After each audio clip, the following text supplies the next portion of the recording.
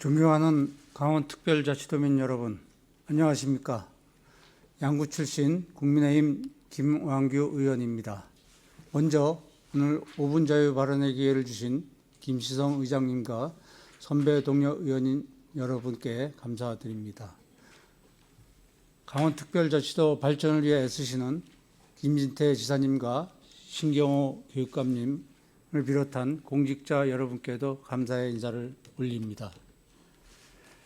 강원특별자치도는 대한민국에서 군사규제가 가장 집중된 지역으로 국방부 자료에 따르면 2024년 기준 도내 군사시설 보호구역은 전체 면적의 48.5%에 달합니다.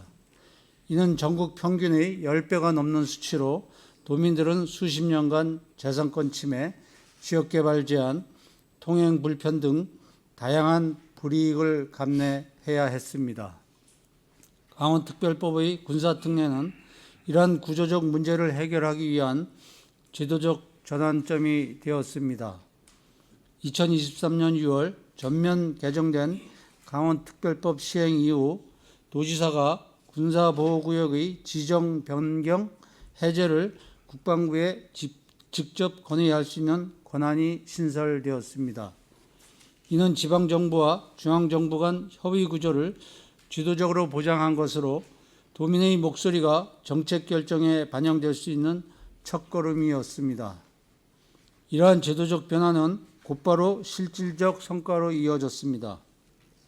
2025년 3월 철원과 하천 지역의 민간 통제선이 최대 3.5km 북상하면서 축구장 1,800개 면적에 해당하는 12.9 평방킬로미터의 군사 규제가 해제되었습니다.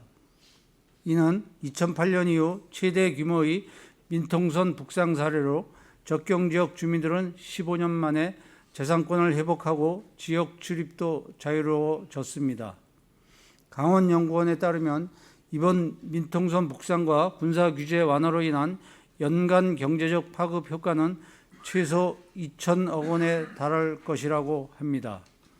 현재도 고성, 양구, 철원 등 3개군 16.15 평방킬로미터에 대한 추가 해제를 국방부와 협의 중에 있습니다. 또한 미활용 군용지 활용 시범 사업이 추진되어 접경지역 5개군 중 2개소를 선정해 체육, 문화, 휴양시설, 관광자원 등 공익사업을 추진하고 있습니다. 이는 군사특례가 지역 활성화와 도민복지 증진에 실질적으로 기여하고 있음을 보여주고 있는 사례입니다. 그러나 한계도 분명합니다. 군사특례의 대부분이 건의할 수 있다, 제공할 수 있다는 임의 규정에 머물러 있어 중앙정부의 승인 없이는 추가 해제가 쉽지 않은 구조적 한계가 남아 있습니다.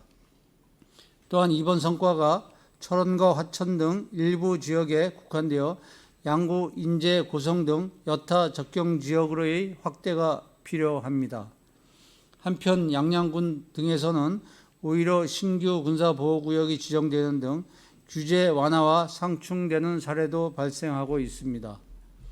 또한 정책 추진 과정에서 중앙정부와의 협의가 예상보다 길어지고 군사적 필요성과 주민생활권 보장 사이에서 갈등이 발생하기도 했습니다.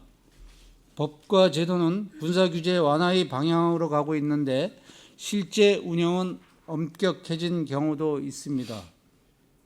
양구군에 위치하고 있는 을지전망대와 같은 안보관광지의 경우 2000년대 이후에는 안보관광 활성화 정책에 따라 운영시간이 확대되고 수시 출입이 가능하도록 자유롭게 운영되어 있었으나 재개장 이후에는 하루 사이에 회차별 160명까지로 출입 방식이 제한되고 있습니다. 두타연 역시 오전 3번, 오후 3번으로 출입 시간이 제한되어 있습니다. 이처럼 규제 완화의 기조와는 달리 실질적으로 주민들이 느끼는 군사 규제는 불편이 가중되고 있는 현실이 있습니다.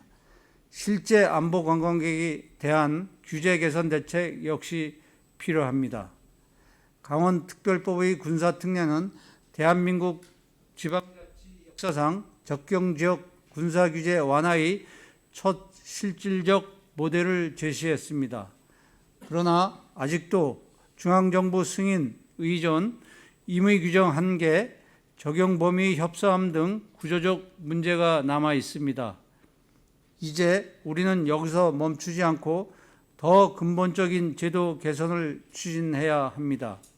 앞으로는 실질적 자치권 확보, 주민 참여 확대, 규제 완화의 전국적 확산을 위한 제도적 보완이 반드시 뒤따라야 할 것입니다.